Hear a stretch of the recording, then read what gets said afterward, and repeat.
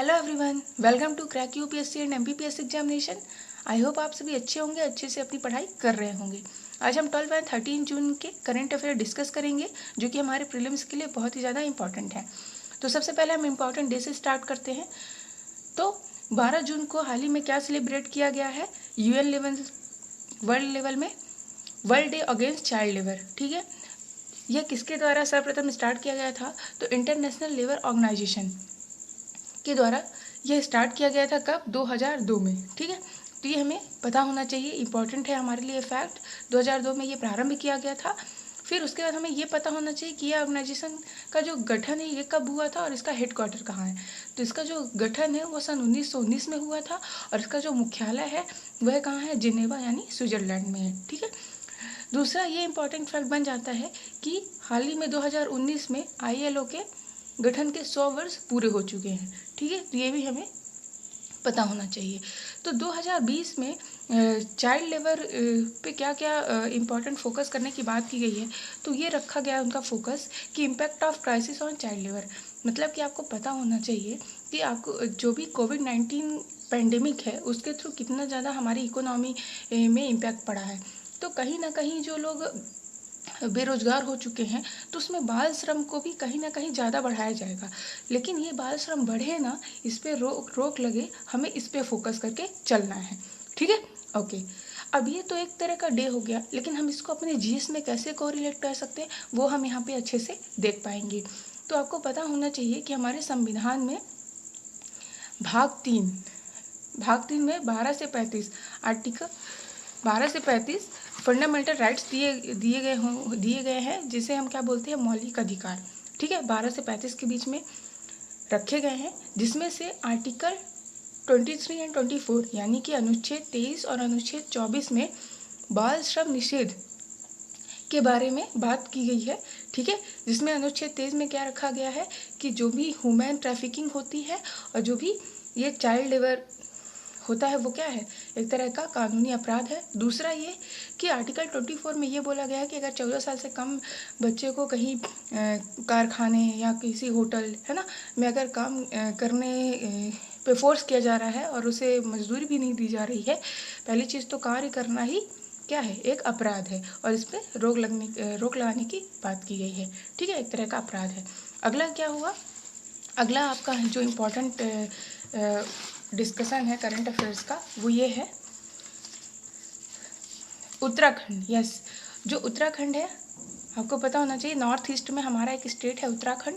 ठीक है, तो उत्तराखंड स्टेट ने हाल ही में अपनी समर कैपिटल घोषित की है। समर कैपिटल यानी कि जो गर्मियों के समय पे उनकी जो असेंबली होगी, जो उनका कैपिटल का फंक्शन होगा, जो उनका राजधानी का वर्क होगा, वह कहाँ होगा?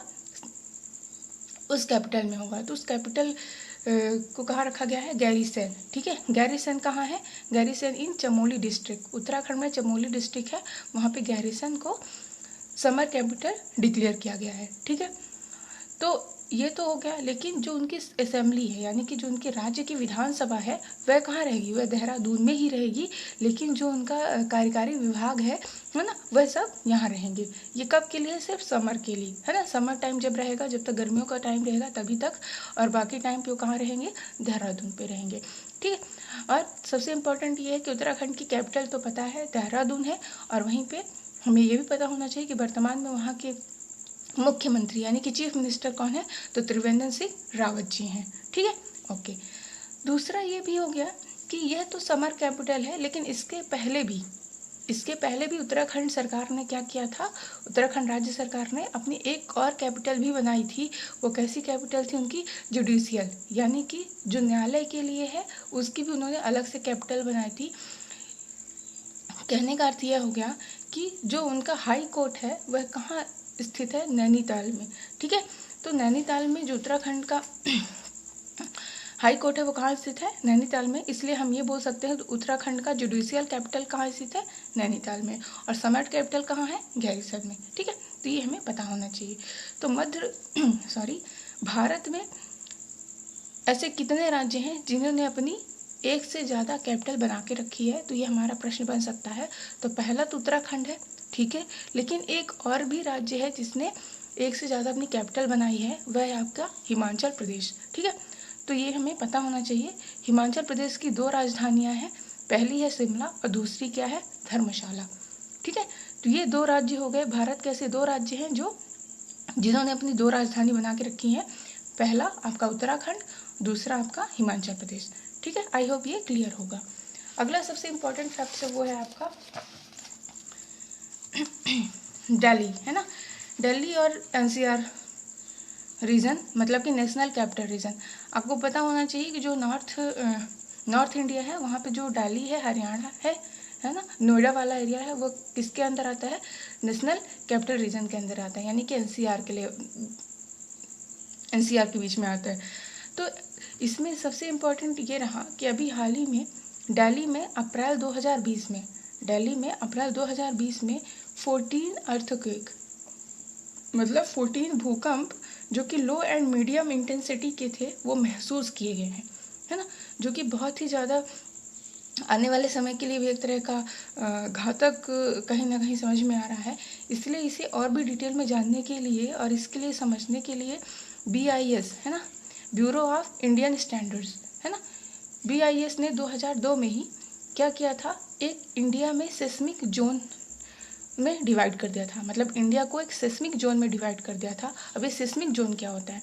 सेस्मिक जोन वो होता है जिसके थ्रू ये पता चल जाता है कि कौन सा एरिया किस एरिया पे है, कैसा वहाँ पे प्लेट का लोकेशन है, कैसा वहाँ पे हिली एरिया है या सामान्यतः नॉर्मल है ना। उसके आधार पर यह बना दिया गया कि वहाँ पे ज़्यादा भूकंप आने के चांसेस हैं या कम होने के चांसेस हैं।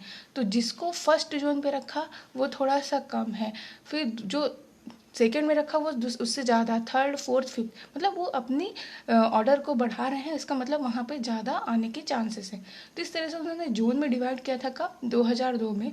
तो 2002 में जब डिवाइड किया था इस तरह से 4 सेस्मिक जोन में डिवाइड किया था, है ना, second, third, fourth and fifth, क्योंकि फर्स्ट होता नहीं। ये फर्स्ट क्या हो गया, मतलब वहाँ पे कुछ भी नहीं है ना, वो नॉर्मल कंडीशन है। जैसे कि जहाँ ऐसे एरिया होते हैं जहाँ पे भूकंप आते ही नहीं है, लेकिन सेकंड अगर आ गया तो कहीं ना कहीं चांसेस बन सकते हैं कि वहाँ पे भूकंप आ सकता है। ठीक है, तो इसमें से जो आपका दिल्ली है ना, उसको किस सेस्मिक जोन पे रखा गया है, वह है fourth, very important, fourth seismic zone पे रखा गया था। ठीक है, और इसी कारण से भूकंप मैक्सिमम दिल्ली पे आते रहते हैं, है ना। तो ये हमें पता होना चाहिए। और दिल्ली आपकी एक सिंगल प्लेट पे स्थित है ना, इसलिए यहाँ पे और भी ज़्यादा आपने प्लेट विवर्तनिक पढ़ा होगा, उसके आधार पर भूकंप आते हैं जब दो प्लेट आपस में टकराती हैं, है ना। जिस पर्सपेक्टिव से ये हमारे लिए इम्पोर्टेंट है ना। तो दिल्ली पे क्या है, दिल्ली आपका फोर्थ सेस्मिक जोन में है, इसलिए यहाँ पे अर्थक्वेक आ सकते हैं। इसलिए हमें क्या करना चाहिए, ज़्यादा से ज़्यादा लोगों का अवेयर करना चाहिए, ताकि वो क्या हो, यहाँ से जो पीपल डेंसिटी है, जो जन घनत्व है वो कम हो, है ना, और लोगों को दूसरे जगह पे हमें ट्रांसफ़र करना चाहिए ताकि जान माल की हानि ना हो। ठीक है, ओके। अगला आपका सबसे इम्पोर्टेंट टॉपिक नेक्स्ट है, वो है defence institute of advanced technology. ठीक है, इसके अंतर्गत एक यूनिवर्सिटी है, डीमेड यूनिवर्सिटी, जो कि कहाँ स्थित है, पुणे में स्थित है। इसके द्वारा हाल ही में एक नैनो टेक्नोलॉजी बेस्ड एक स्प्रे बनाया गया है। ठीक है, ये ऐसा स्प्रे होगा, आप थोड़ा सा फोकस करिएगा। इन्होंने एक ऐसा स्प्रे बनाया है जिस स्प्रे के थ्रू ये क्या कर सकते हैं, किसी भी वायरस को किल कर सकते हैं। ठीक है, मतलब कि सिर्फ ये कोविड-19 यानी कोरोना वायरस को ही नहीं, जितने भी वायरस हैं उस पर भी इसको भी ये ख़त्म कर सकता है। दूसरा, ये स्प्रे आप कहीं भी, है ना, किसी भी कॉरिडोर पे या फिर हॉस्पिटल पे, मेडिसिन पे, इक्विपमेंट में, हर जगह इसको आप स्प्रेड कर सकते हो। ठीक है, तो ये सारी चीज़ें बहुत ही इम्पॉर्टेंट है ना। ये तो ये किसने बनाया, ये हमारे लिए इम्पॉर्टेंट हो सकता है। क्वेश्चन जो हमारे लिए बनेगा तो वो किसने बनाया था, डीमेड यूनिवर्सिटी। ये कहाँ स्थित है, तो पुणे में स्थित है। ठीक है, ओके। इस पूरे के पूरे कैंपेन का नाम क्या रखा गया है, तो अनन्या। ठीक है, तो अनन्या रखा गया है इस कैंपेन का नाम, है ना। आप एक बार अच्छे से देख सकते हैं इसको,